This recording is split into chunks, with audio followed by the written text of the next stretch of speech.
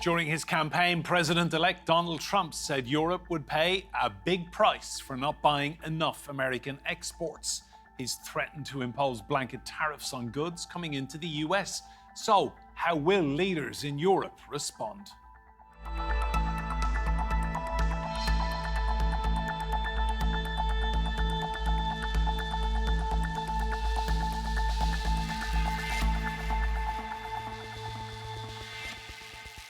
Hello and welcome to Roundtable. I'm Enda Brady. Now, the US remains the EU's largest trading partner. With Trump soon to be in the White House, could his promises of tariffs on all foreign goods cause trade tensions between the EU and the United States and provoke another trade war with China? Europe is preparing for a new economic era under a Trump presidency. On his campaign trail, the president-elect promised more tariffs on foreign-made goods. The European Union sounds so nice, so lovely, right? All the nice European little countries, they get together. They're brutal. They don't take our cars. They don't take our farm products. They sell millions and millions of cars in the United States. No. They are going to have to pay a big price. Trump has proposed 10% or 20% tariffs on all US imports, in the hope it will make imported European goods more expensive and encourage Americans to purchase nationally. European pharmaceutical products, cars and chemicals are the most exposed industries and likely to impact its economies. I don't think we should speculate too much on this issue with the US. The EU has the competencies to do what is necessary, but we should all very clearly seek talks. My position on this issue is very, very clear. We do not support protectionism. We believe the world is a better place with more prosperity if there can be fair and free trade. Trump's proposals risk reviving the trade tensions seen during his first term. After imposing high tariffs on EU steel and alumini, the EU retaliated by increasing tariffs on American goods like Harley-Davidson motorbikes and American beverages. The president-elect has also threatened 60% tariffs on Chinese imports. China says it wants to avoid a second trade war with Trump. First of all, we do not answer hypothetical questions, but as a matter of principle, I would like to reiterate that there will be no winners in a trade war, which is also not conducive to the world. European economies are already experiencing slow economic growth. So could Europe survive Trump's tariff plans? Well, let's meet our guests. Joining us from Washington, D.C. is Reid. He is a partner at the consultancy firm Actum. In Geneva, Gesine Weber, who's a fellow at the German Marshall Fund. And in Minneapolis, in the United States, we have Amy Koch. She is a Republican strategist. Amy, I'll come to you first. You're all very welcome to Roundtable. America first. We've got the message. We've seen the memo. Tell us, what can we expect from Donald Trump? Well, one thing you can expect is something exciting every day, it seems. I think if I could speak to folks in Europe and to say, I understand that there's concern and reticence. I also have some of that with a second Trump presidency. As a Republican, I've been, both I've expressed concern and I've been a detractor, but I've also been a person that recognizes when he does good things. And what I would say is I was very concerned about sort of appointments and who would be surrounding the president. And so far, whether it comes to his UN ambassador appointment, which was Elise Stefanik, or when it comes to the rumored Secretary of State, Marco Rubio, I like these appointments. I think they signal, thoughtful, grown-up appointments and something good for the administration. I'm excited about them both. They're a little Florida and New York heavy, but that shouldn't be surprising with Donald Trump. Let's bring in Gesine. Just tell me, do you think he'll follow through on a lot of the rhetoric he came out with, or was this all bluster to win American votes?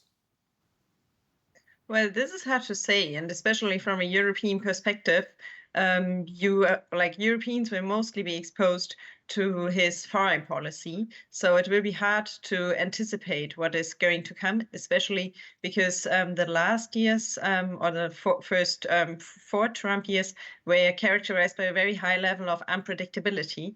So from a European perspective, it's pretty much wait and see at the moment. But I think it is safe to say that Europeans are preparing for all scenarios.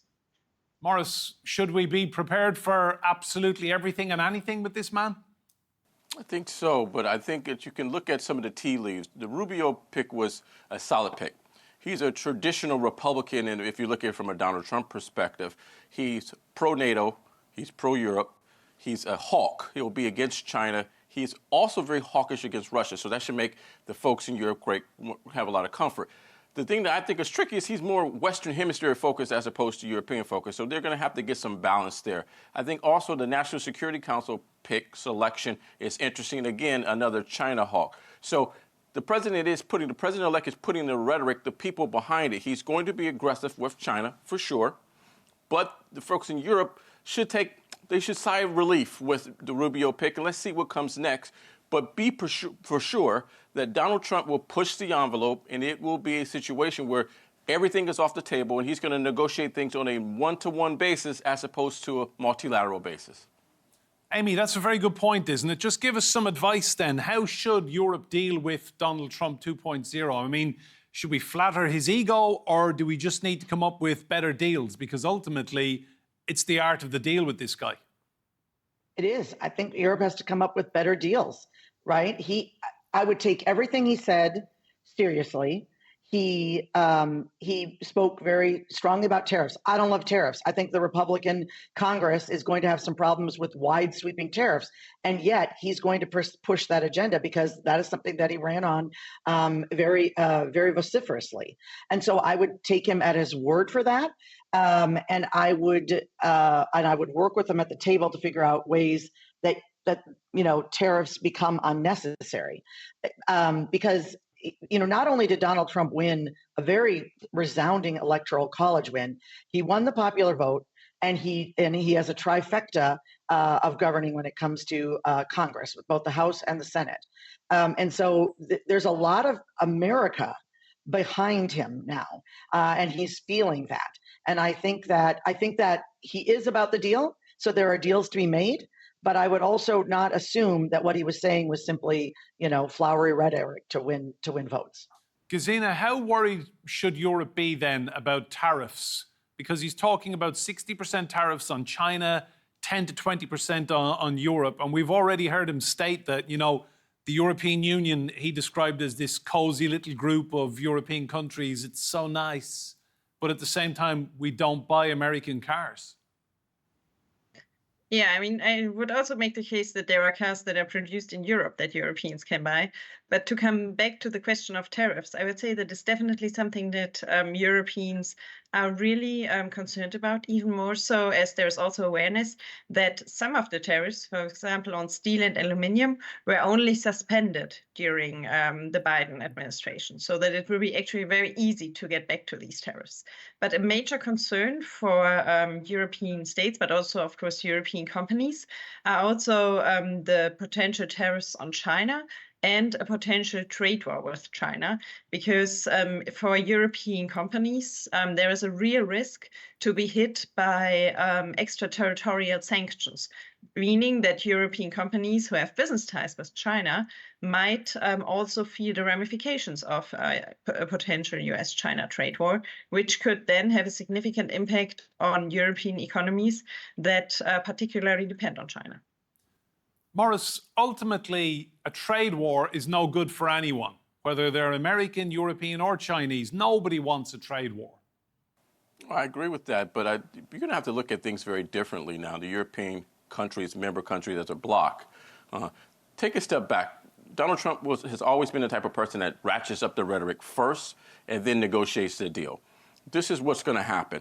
the European countries are going to have to figure out a different way to engage him. He's not a traditional president. He's not George Bush. He's not Barack Obama. He's not Bill Clinton. So you're going to have to engage him. It's not just about sucking up to him or playing to his ego. It's about understanding where your assets are and where you can really cut a deal that is not just good for Donald Trump, but good for your country. So I believe that there will be opportunities. I saw this in the last Trump administration. However, my colleagues said that there will be other people that will be penalized because of some of their close ties with China or doing business with them. So you're going to have to think creatively. And it's not just understanding Donald Trump. It's understanding how you engage with the Congress, also engage with your business partners, and really bring about a coalition, an echo chamber. Because if you really want to have impact on Donald Trump, he wants to hear from many people that he's doing the right thing.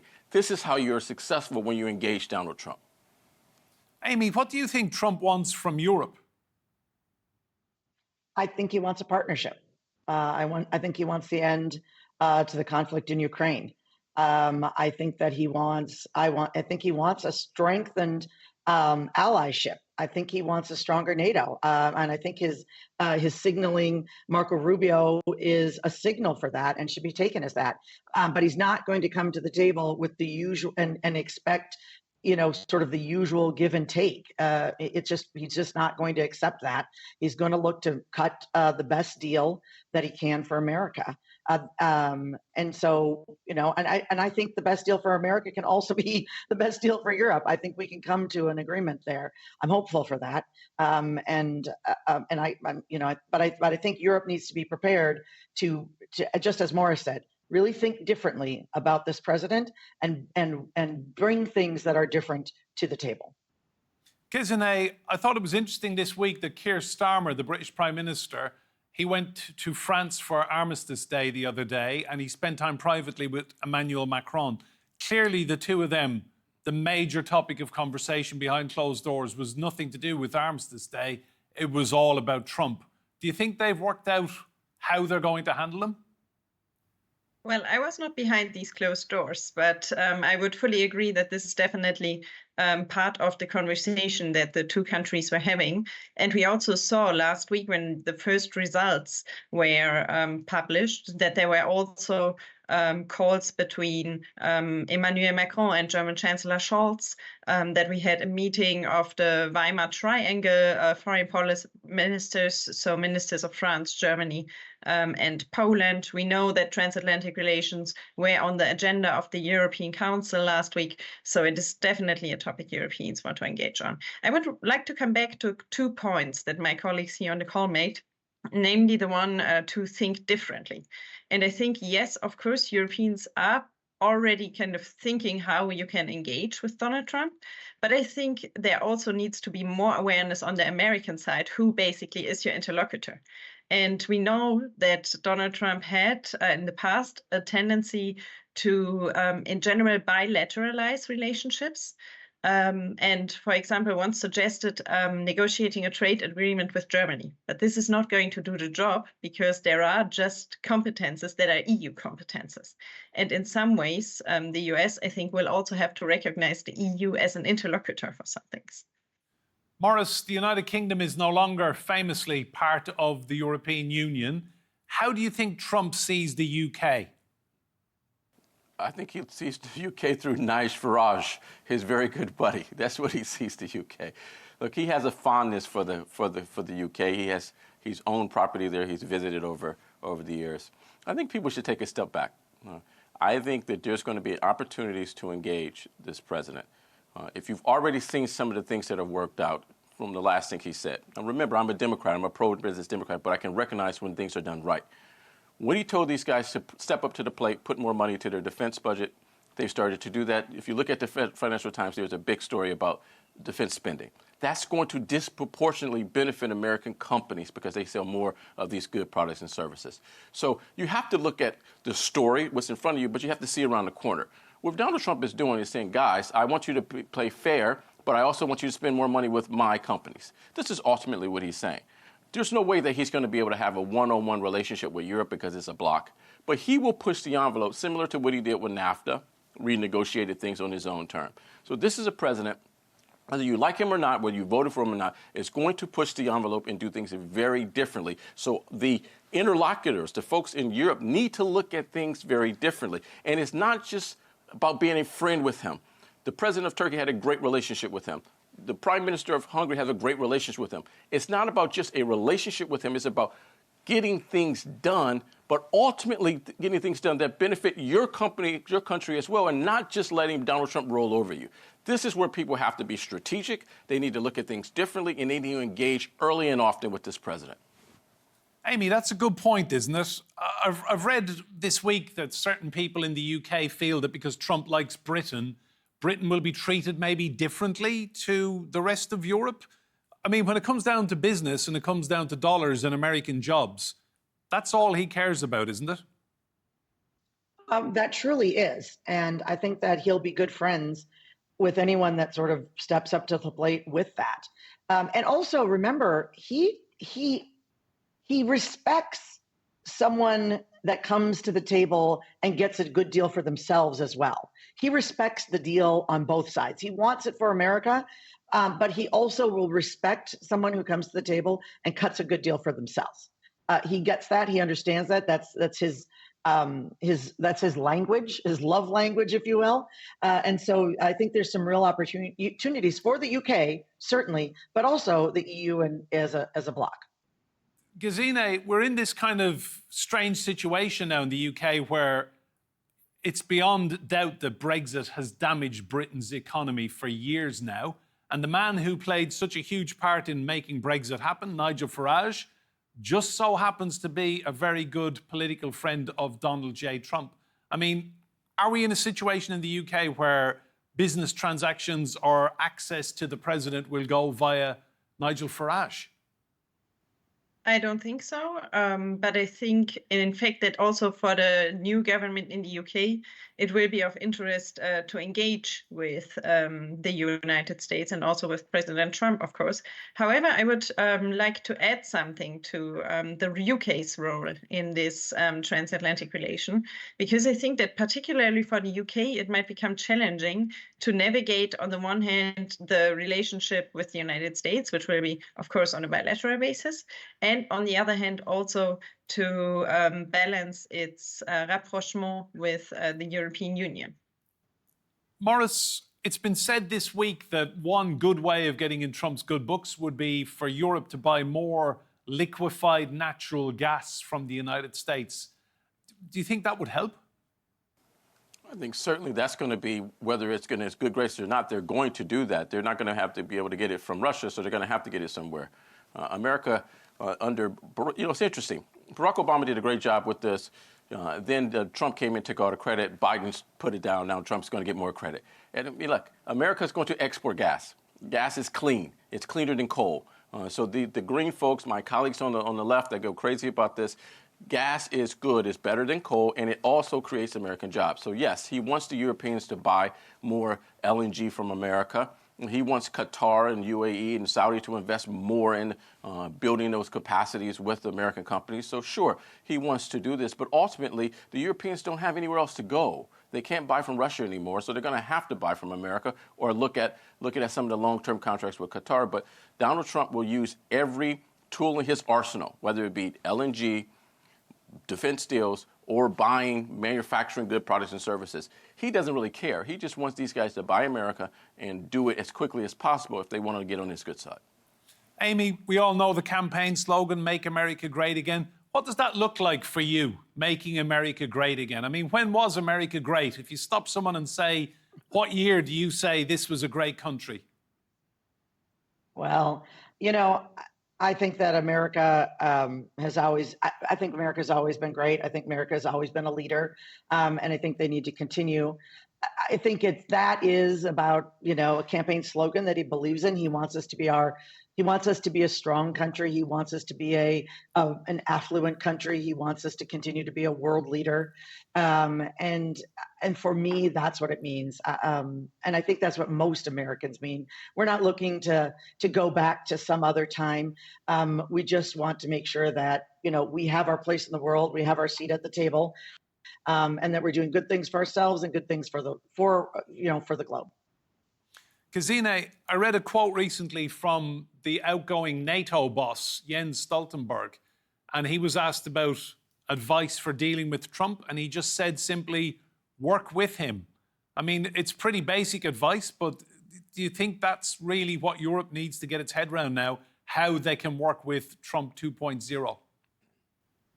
Well, I would say from a very pragmatic perspective, Europeans do not really have a choice, simply because Europe at the moment is not able to defend itself, even if we see that on the one hand, the EU, but also individual European member states have really increased their investments in defense. They are increasing their capabilities, but all that takes time. And in the end, the US security guarantee is absolutely critical for Europe.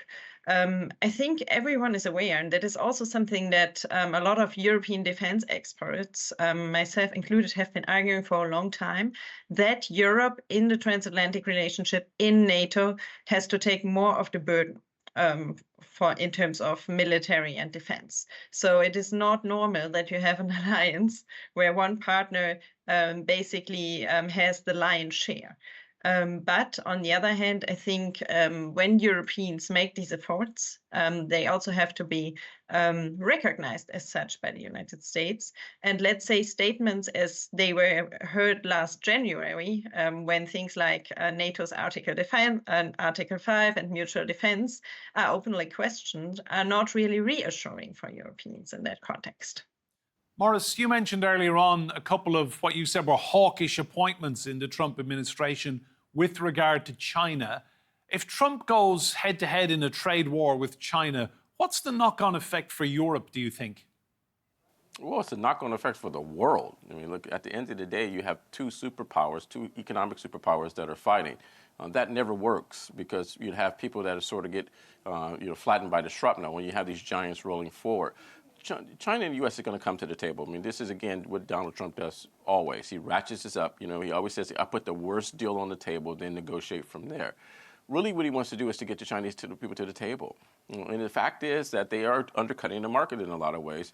But there's no way that we're going to have a bifurcated world. We're going to have U.S. and China working together, because if it doesn't, we're going to have one world where you have the U.S. on one side and China on another. We saw this playing out with the whole situation with the 5G. You know, geopolitical issues around the world will play out big time. There will be a lot of situations where the U.S., this particular administration, will say you're either for us or against us. And if you're for us, there will be extra benefits to go along with those. I don't believe that is a model that works long term. It might work short term to get the Chinese to the table, but long term, the U.S. and China have to engage, and they have to work together for the betterment of not just Europe, not just America, not just China, but for the entire world.